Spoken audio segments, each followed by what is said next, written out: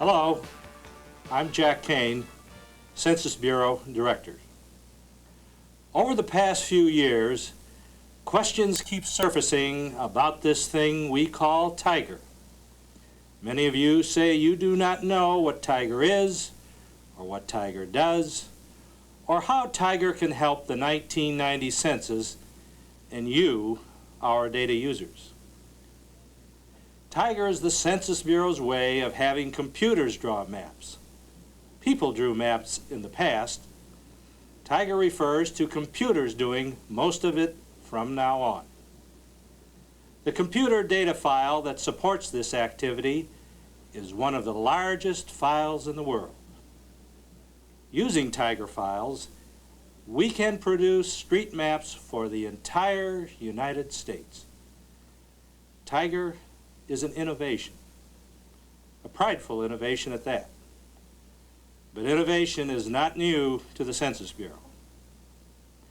Here are some predecessor innovations.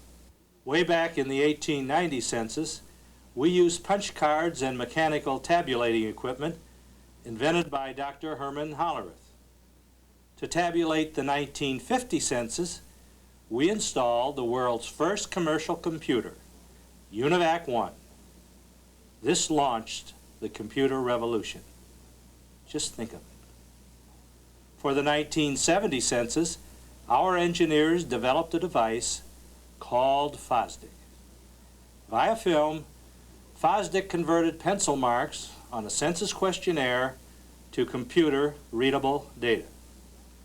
Today, staff in our geography division work on a cooperative project with the U.S. Geological Survey to develop the Tiger database. The Geological Survey and the Census Bureau are the joint caretakers of this fascinating phenomenon we dub Tiger. In the next few minutes, we shall tell you how the Tiger system is being developed, how we will use it in the 1990 census, and discuss what it means to you. As Dr. Kane mentioned, the U.S. Geological Survey helped us develop the initial digital cartographic database. The Geological Survey used automated scanning techniques to convert the information from their 1 to 100,000 scale maps into computer-readable map files. They sent these files to us, where we put them through several processes to make them useful for 1990 census purposes.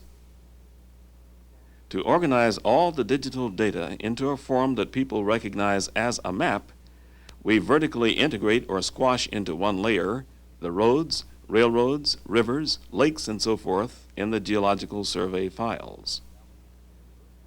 In our Boston, Dallas, Denver, and Atlanta regional offices, we are updating these files with new streets and street names. In our Data Preparation Division in Jeffersonville, Indiana, we are adding the 1980 geographic area code numbers and names to the files. These 1980 census tract numbers, city names, and so forth provide the geographic base for putting in the 1990 geographic areas. This operation also provides the linkages for data comparability between the 1980 and 1990 censuses. At these 5 sites and at Census headquarters, we have 123 digitizing stations and over 250 employees working 2 shifts to complete this work in time for the 1990 census. How will we use the Tiger files in the 1990 census?